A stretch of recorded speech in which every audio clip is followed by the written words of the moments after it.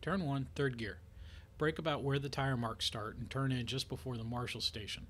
There's a slight rise at turn in that can cause oversteer, but a little oversteer at turn in can be helpful here as the track's camber falls off after apex before returning to a positive state near track out. The corner can be visually deceptive as well due to the slight opening in radius after apex before the radius tightens slightly.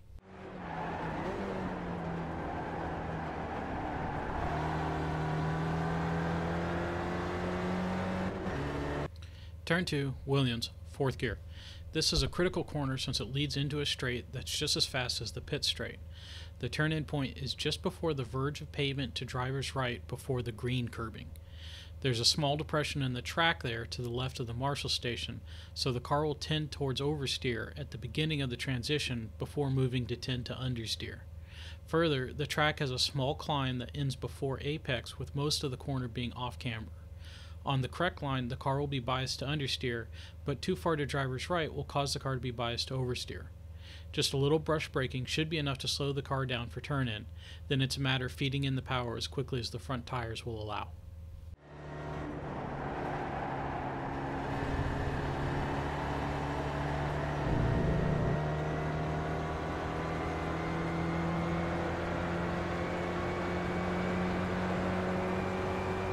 Turn 4, Atwood, third gear.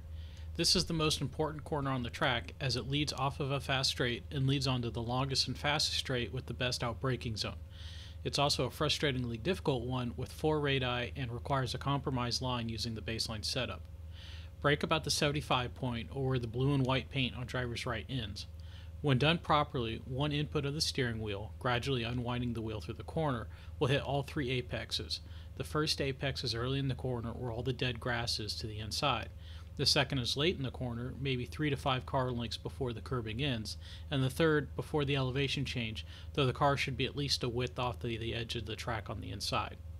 However, because of its significant power on understeer, the baseline setup won't come close to the second or third apexes.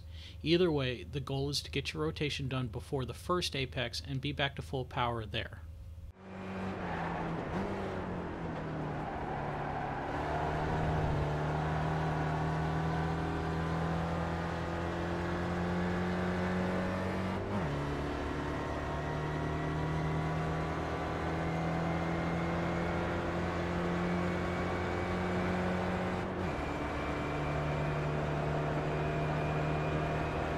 Turn 5, hairpin, second gear. Brake about 80. Threshold brake as hard as possible, but be wary of the right front tire trying to lock up. The significant banking will help the car to slow down and rotate as long as you haven't entered with too much speed. Be smooth on the drop into the banking. Rough inputs there will loop the car. Because I braked about 10 yards too early here, I was much too far to the inside at apex and couldn't get onto the power until about a car length later than I should have.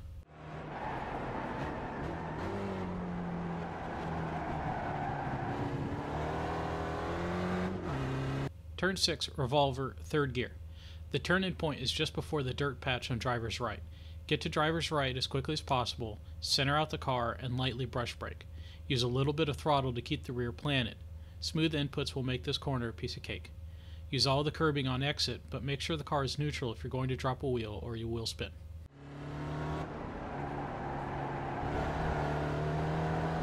Turn 7, Piper, third gear. Turn in slightly as you clear the first section of curbing. As you clip the second section of curbing, lightly brush brake and turn in some more. The hill descent stops at the second curb, so the car will be prone to understeer at turn-in. So don't turn in so much that you force the car into an oversteer state at turn-in, as the balance will naturally move back to the rear of the car.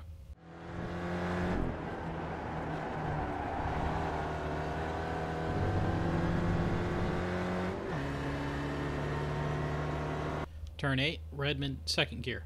Brake just after the 50 marker and trail brake deeply into the corner, almost all the way to apex. I usually shift into third before T9, but it may be smarter to stay in second gear to avoid the rapid upshift downshift. Don't worry about getting all the way back to driver's left.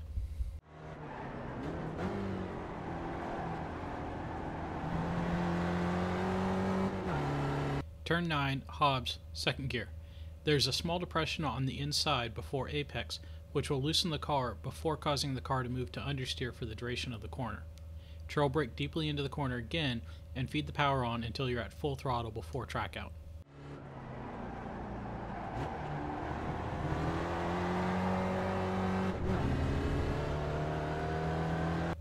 Turn 10, Mike Knight, 4th gear. The apex isn't visible until after turn-in. Put the right side wheels on the curbing, but don't drop them off the inside, as the car's balance will be upset and you won't be able to recover before turn 11.